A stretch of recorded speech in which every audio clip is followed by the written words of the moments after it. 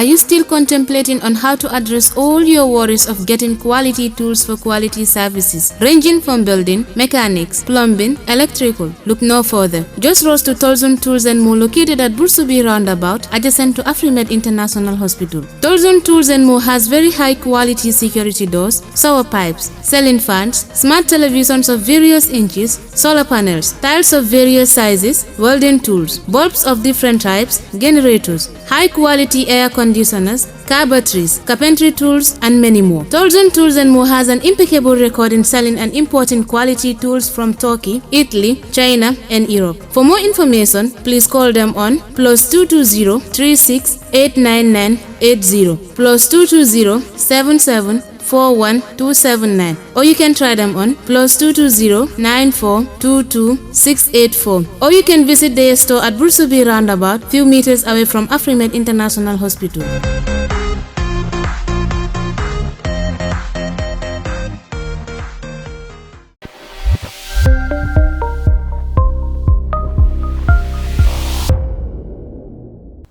Good afternoon, viewers. You are watching us live on Caravan News Network. Our guest today is no other person than MC Cham Jr. He is one of the most prominent youth who have changed the narratives of youth participation in Gambian politics. He is the National Youth President of the Gambia Democratic Congress. He contested in the recently concluded parliamentary election for Joswang constituency on the GDC ticket. Gentlemen, you are welcome to this show. Thank you very much for having me here. And I also welcome you at my house. This is MC Cham Jr, a politician representing the GDC as a party. Thank you so very much, Mr. Cham, for granting us this opportunity. We'll have to reflect our memories to the 2021 presidential election. We've seen that you've had an alliance with a fraction of Gambia, with Gambia Action Party, APRC, NATO Alliance. With all these things, you have lost the election. Could you tell us what led to that? Yeah, unfortunately, if you look at the elections, there was a propaganda that was made by the NPP camp that voting for GDC or Honorable Kande, you are empowering the UDP. And some of our support base or our supporters, they fear, that was a fear within our supporters. They rather prefer Barrow than even to vote for Kande, because hence if they vote for Kande, that might be giving the UDP the power to control the government. And some of them, they might lose their houses, they might even throw them away from this country. So that was a tribalism politics that was put in our supporters. So unfortunately, and we did our quota, we contribute, we campaign fully, going to the people, set our agenda. But the Gambian people, they will decide who they feel that he might lead the country for another 5 years. But as a party, we did our quota, despite we have an alliance with, or a party, or partnership with NATO Alliance and the GAP as a party. So they also played their quota, they also tried to convince their supporters to vote for Honorable Kande, and they did so. And we were with them, nationwide campaign, setting the agenda of our programs, that we feel that if they elect on the office, we might try to unite this country, giving a lot of developments. So that I think people were welcoming Honorable Kande with our partners, but unfortunately, there was a fear that the Barrow camp put within our supporters or within the Gambia at large, because they were telling people that voting for GDC doesn't mean you are empowering the UDP, and if UDP take over the fullest and the whole of, they might have a problem in this country. So unfortunately, that was our big setback as a party. Looking at what you've just mentioned, don't you think there is this deficiency from the sides of the political leaders and their militants to properly sensitize the electorate on their rights as citizens of this country when it comes to electoral matters? Have you as a party embarked on that? We did that. The Honorable Kande did that with the GDC committee and with our regional committees. We try to sensitize people, but the incumbents, they have influence. They have the alcalde, they have the governors, they have the chairmans, and some member parliaments are also part of the government. They have resources, whatever. But as an opposition party, you have to struggle resources so that you can meet your people. You might organize rallies within the constituencies. Only you cannot even mobilize the entire country to come to your rally. But you can even have few peoples. But that's the problem, that we have our quota. But they put this thing to the people, and I think it was very difficult to try to convince people to understand that no political party leader or president candidate or presidents have the power when he elected in office to remove particular tribe in this country. But you cannot, at the end of the day, it was not easy for us, for the opposition party. And it was definitely, it was an open secret when the president was sit at the political rallies. People are taking the floor, telling people that don't vote for this Mama Kande. If you vote for Kande, you are empowering UDP, whatever. We haven't seen that happen openly. There was a tribe politics throughout the elections. But if you allege that there was a tribal politics that was, that surfaced during the course of the electoral process, don't you think it is the responsibility of the Independent Electoral Commission to address those situations? Yeah, of course. Of course. I think there was a complaint. There was a petition with our party, GDC. We wrote a petition to the IEC, but they never act. They never reply us. And I think they also failed the other side as an electoral body, where they need to guide. There is a rules and regulations that governs the political parties' activities. Yeah, if you look at the local government, the Election Act, I think that was an MOU signed by all political parties that let's stay away from these tribe sentiments. So we see the same things happening, but still now there is no action from the IEC. What do you say to the critics that says that the incumbent has won the elections because he has a better program and agenda than GDC? The incumbent didn't have any program. The program that he has to divide this country based on tribe. And for the past 5 years, we had not seen any development that the incumbent bring to the people. And I think GDC as a party, we have contributed our quota. Despite we are in government, we have supported of people, particularly in the rural area. So I think we did our quota as a party. I think government should appreciate that. Despite we are in power, despite with all what we are struggling as a party, an opposition party, we have small resources, but still now we are willing to share within the community and with the people. So I think that's, but the other side, the ruling party did not have any programs. All what they have is to divide this country based on tribe. And I think we have now people are start crying. They say, why we vote for him? Because we advise them. We warn them that voting for Barrow means that you are putting Gambia another big problem. And right now people are seeing what's happening in this country after holidays in office. Okay, we'll come to those problems. But what was going to be the immediate intervention of your government in case when Gambians entrust you with the leadership? Yeah, our main priority as when we are in power was to unite the country, to unify everybody, to have a unity government, whereby we bring everybody on board, whether you are in GDC or NPP. As far as you are qualified or you are competent to serve any position, we welcome you to our government. So Gambia is divided, and our main priority was how to unite this country, everybody on board. Okay, so that is interesting that your government was going to do that, to unify the entire country as we are divided on political lines.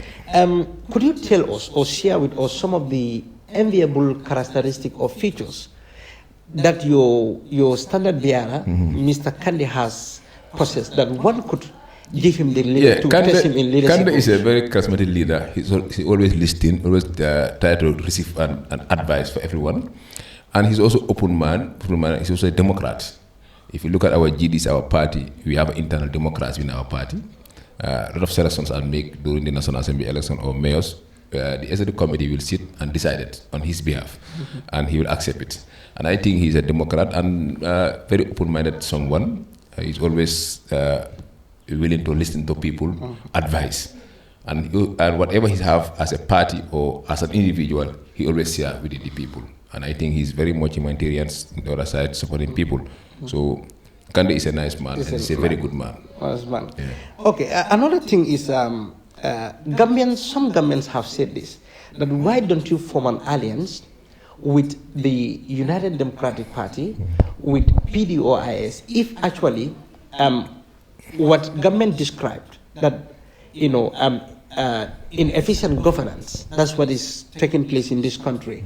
If you are concerned about changing the situation of this country, you could form an alliance with these parties that I've just mentioned. Yeah, for me, I always welcome the word alliance. I welcome alliance, and I want a coalition. Well, that's my stand. During the president elections, even the national elections, I also call for tactical approach within the political parties. Unfortunately, our leaders sometimes you cannot understand. Yeah, but as far as we are part of the party, we have our own opinions as a Gambians. But my position is always to have an alliance with the political parties so that we can remove this government. But still now, I'm hopeful that during this forthcoming local government elections, we might see a big changes within the political parties. Okay. Some critics also indicated that the resignation of your big wigs, such as Mr. Demba, Dr. Sabali, and others, also, is a very, very contributing factor to your defeat in the presidential elections. No, when the party was formed, Demba Sabali was not part of the founding of the party. He joined the party 2018. By that time, the party was well established. We have the structure in place. And he was also part of the executive committee of the GDC as the party chairman. He also had some of the connection with our chairman at the grassroots. He might even try to influence them or to convince them so that he can change them to support the NPP, which somehow he did get some people that he removed from the GDC and they officially joined the NPP. It's about politics. Whatever, when GDC was formed, people leave other party and come and form the GDC. I was in APRC, Kanye was in APRC. So we have the admin secretary was from NRP. So we leave our party and also come and join the GDC. So if people feel like to leave the party, it's your right to join the party or it's your right to leave the party. So, but our wish was to let everybody remain. We continue the fight. Okay. But if they decided to leave the party, we have no choice, just to wish them good luck. Okay. Others say that the internal democracy that you talk about never exists within the GDC, and also resignation of these key figures. Also, it lost your power base. Yeah. If the resignation of these key people, if there was no internal democracy in the GDC, I believe there is an internal democracy in the GDC. I'm part of the Central Executive Committee GDC.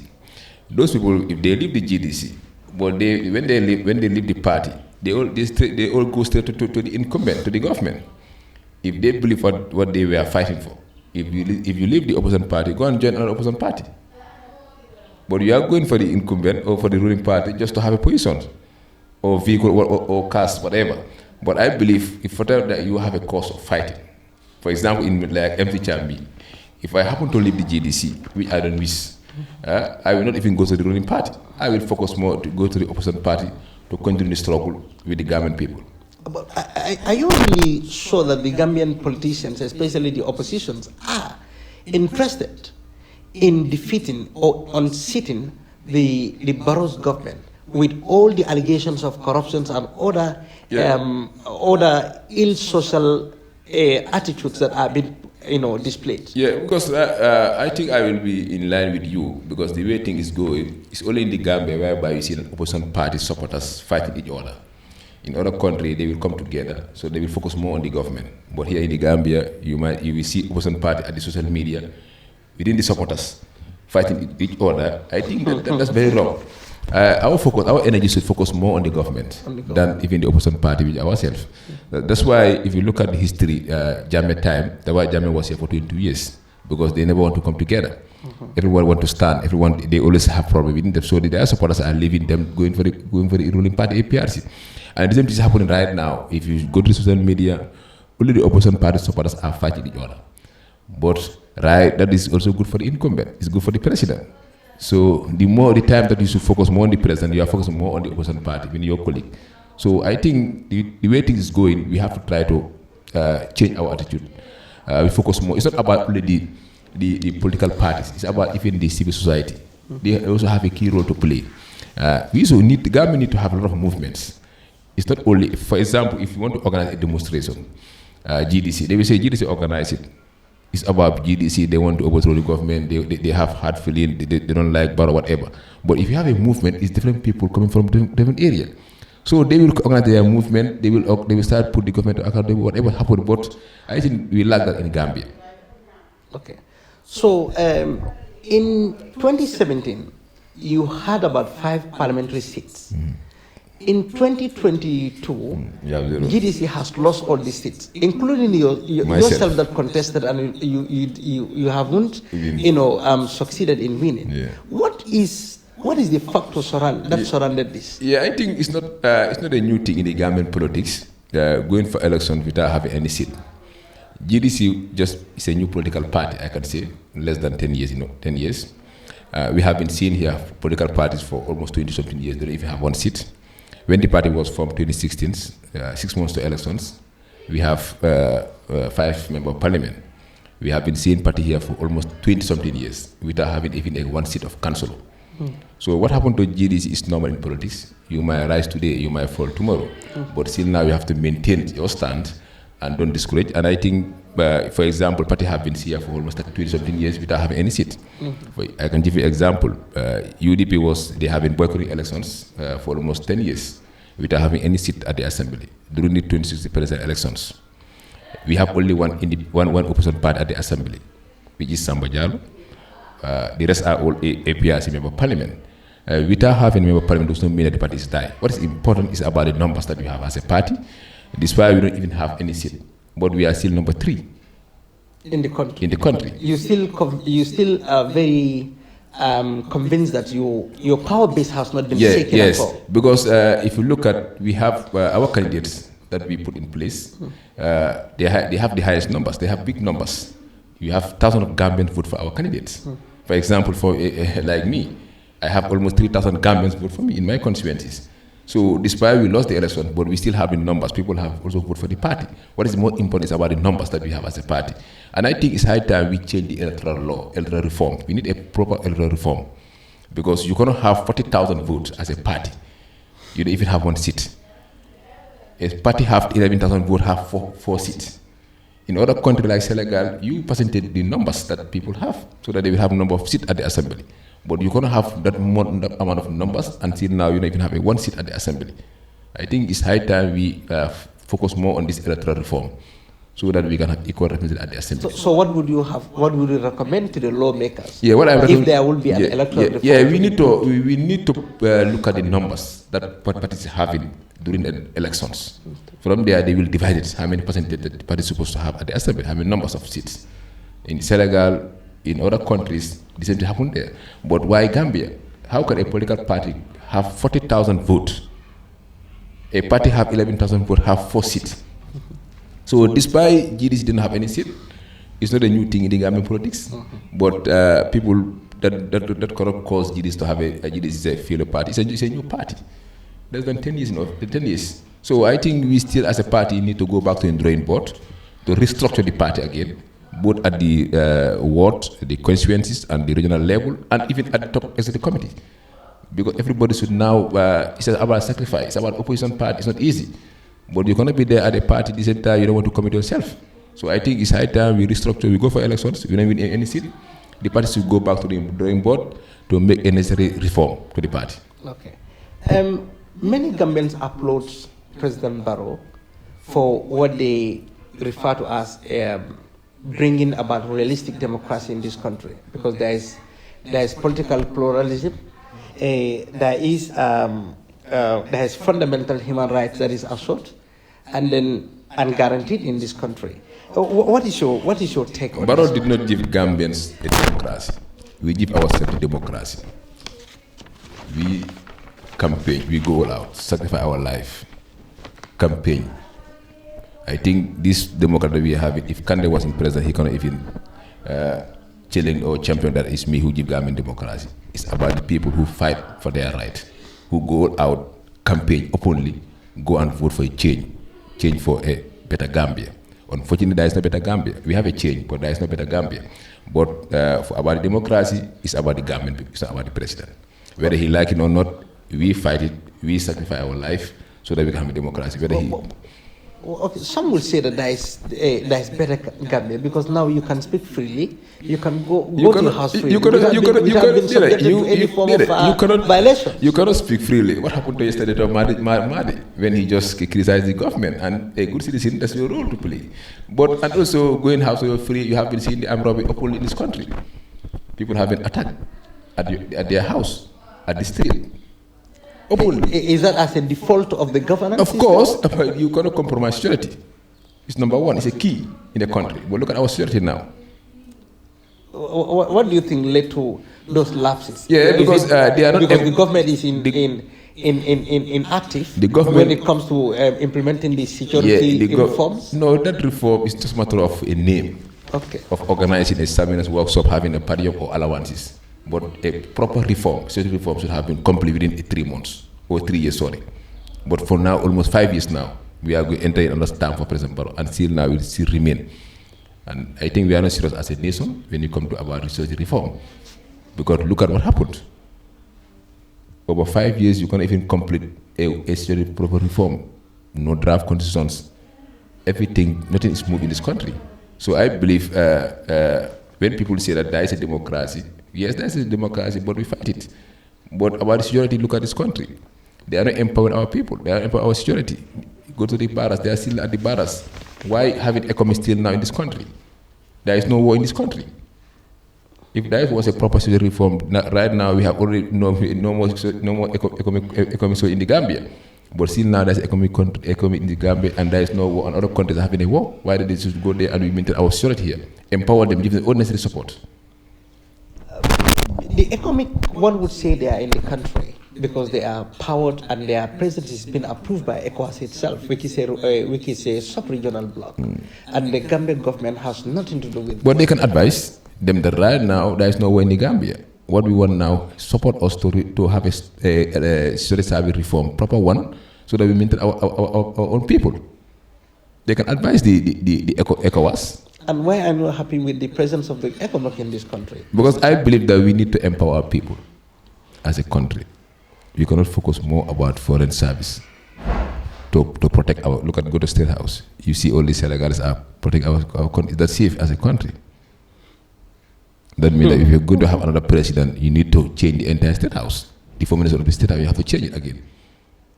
Are you scared that we may have a risk of invasion? It might be possible. Okay. The economy of this country is said to be stable by some pro-government supporters, looking at various indicators. What is your observation and analysis on the current status of the national economy under Barrow? And economic, I think the economic is very weak.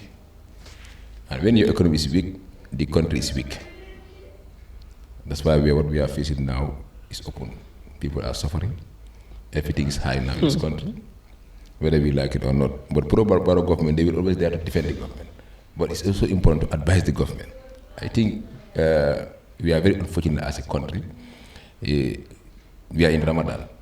As a president, you should have engaged the businessman, invite them at State House, try to have dialogue with them, discuss with them. When Jammeh was here, he always engaged them, discussed with them. But unfortunately, why Barrow cannot address the businessman is because if you look at the elections, 2021 elections, almost half of the businessmen empower Barrow, endorse him, support him financially. That's why he cannot address them. Because with Barrow, they are comfortable. He will not say that, he will not even attack them or say that you have to reduce the price, whatever. That's why they were all sponsoring NPP. That's why people now, it's time for payback. Is this just a mere allegation or you have a substantial evidence to prove this, Mr. Cham? I am direct in the camera. Whatever I say, I'm a politician. And I believe in myself. That the businessmen, most of them, they were supporting Barrow openly. Openly. It's not an open secret. Yes. And it's an open secret. It's open secret. And look at the example. That he was at Barrow saying that this car was given to me by something waggy. That's a legal businessman. It's an open. How can a businessman give a car to the president? Okay, critics blame you. Okay, thank you so much. Critics blame you largely for using political points against Barrow through media waves, ignoring his achievements registered in other sectors of development. They said you are not being objective in your criticism, and then what is your reaction to this? It's their opinion, but I challenge them. If they want them come and sit, I ask them questions. Let them name one achievement that Barrow did in this country. They're going to say it. He's building roads. It's not about, I don't rate government based on building road and bridge. It's about how you govern this country. It's about you have how to build a very good economy in this country. But the road and the bridge is our money. Whether it's our taxpayer money or grant, whatever. But it's about the Gambian name. It's not about that. You cannot rate government based on bridge road or bridge. But you rate a government based on a good governance, the way he governs this country. the way he's going all out to fight corruption, about the health sectors, educations, agriculture. Those are the areas that you have to rate the government, but not about building roads. That's a money, that's our money. So you believe that in your government, that is GDC government, in terms of performance, going to outweigh that of Barrow's government? We are not in government, but I can list how many projects that GDC have already implemented in this country. But you are immediately in power. In power, yes. So if government give the chance, we might see another Gambia, a better Gambia. That takes us to this. Who is behind GDC? The Gambians. Financially? The Gambians, party supporters, party sympathizers. Now that you lost your seats in the parliament, some claim that your party is dying. What is the next move for GDC? They are not politicians. You cannot say party is dying. They are not politicians. That's what they say. Yeah, and they don't even know the history of politics in the Gambia. Going for election without having any seat does not mean the party is dying. That means that UDP have been dying for almost 10 years. Because there was no seat for UDP for almost 10 years. 10 years. Yeah, so and, it's not, and they still survive. They still survive. So, and they still survive. So if they say that, and PB was here, if PDIS was here for 30 years, they don't even have one seat during Jammeh era. So those are GDC as a party now. The way forward is to go back to the drawing board, to restructure the party, and we still have other elections. We have the local government elections. They have the mayor and the chairman. Are you optimistic for to acquire more seats in the local? Yeah, of course, elections? we're going to have more seats at the local government, particularly the council of ward. Time will say is very near. Thank you. Gambians have frowned at the nomination of Fabakary Tombong Jatta and Sidin Chai. You know, most especially occupying a top position within the parliament, and which include yourself, because you've been saying that the parliament, the president has to appoint from the marginalized communities, but yet still he has flouted all these things and went to appoint Fabakary Tombong Jatta and others into the parliament. Yeah, I don't have anything against Tombong. He have the SPN and the qualifications. He served for almost 20 years as a member of parliament. My fear as a Gambian is about whether he will go to independent or neutral. If you look at the history of Tombong and the APRC, that No to Alliance movement, they have 5 seats, and he was their leader. But right now there's a big division within themselves. And at the same time, the APRC and UDP, Tombong was in APRC, and if you look at the last 5 years, Tombong was focusing more on Lawyer Dabo and Tambedu than even Barrow. Even Barrow at the meeting of Sukuta, Barrow was saying that Tombong Jatta advised me, if you want us to work with you, try to remove UDP in your government. It was an open at the Sukuta rally. So how do we see Tombong will treat UDP and that five MP? And right now Gambia is at crossroads. We need a fast, active parliament at the assembly. A fast work, because people are suffering right now. We need to avoid to have a member of parliament where they will always fight at the assembly. And then when you look at the party compositions within the parliament, are you optimistic that they're going to deliver effective proceedings? No, I don't believe. I see more on fighting, quarreling at the assembly, delaying a lot of works, because particularly there is no unity within at the assembly. And I believe that if you are a member of parliament, you are not there for a political party, you are there for the country. But right now, what I'm seeing now with the speaker, I think we need to have an independent speaker, a very independent, who will be there to treat everybody equal. But with Tombong, I fear, well, let's give him the benefit of the doubt. Viewers, you are watching us live on Caravan News Network. Our guest today is MC Cham Jr, the youth president for the Gambia Democratic Congress. Finally, Mr. Cham, you have been recently you've been very, very active on social media, talking about the Auditor General's report. I want you to tell me briefly, what is your take on this whole situation? My take is very unfortunate that our government, and one of the most important office in the country, the highest office of the president, try to mislead or make a cover-up statement about corruption. If you remember 2017, when Barrow was in Dakar with my party, his Minister of Interior, by then, tried to tell everybody that Jammeh is a bad person. the coffee is red, there is no money. He took all the money away, almost $500 million. Everybody was saying that there's no money at the bank, everything is finished, Jammeh finished the money. But unfortunately, it was the truth. I never believed in that since day one. When they said, I said, I know whether you like Jammeh or you hate Jammeh, one thing you know that Jammeh is when you come to Gambia, he don't compromise Gambians. And he will not take that amount of money while Gambians are suffering. Jammeh will do that. You might criticize him, but about Gambia, he will not allow Gambia to suffer because of him. So when they say that Jammeh took the money and everything is finished now, we don't have money, by that time, how can your government recommend to close that account? The same government also reopen the account. Who opened the account? Who are the signatories of the account? About $669 million. It's not a small money. It's $500 million. After telling people that Jammeh, there is no money at the government. So I think they were trying to cover to mislead the public, which is wrong. They should have tell people what happened.